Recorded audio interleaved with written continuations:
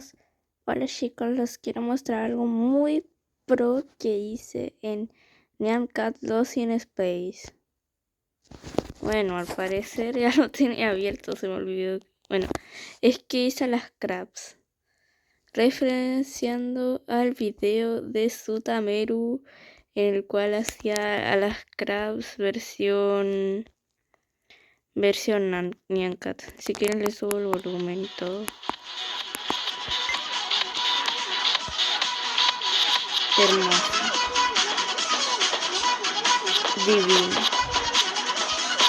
No sé lo que yo me pero yo estoy nerviosa misma porque me tardé a conocerlo. Porque no sé nada de pixel art. Soy recontra mala en eso. Así que me tardé harto en hacerlo. Siempre que trato siempre de alguna manera cuando uno profesionaliza bien.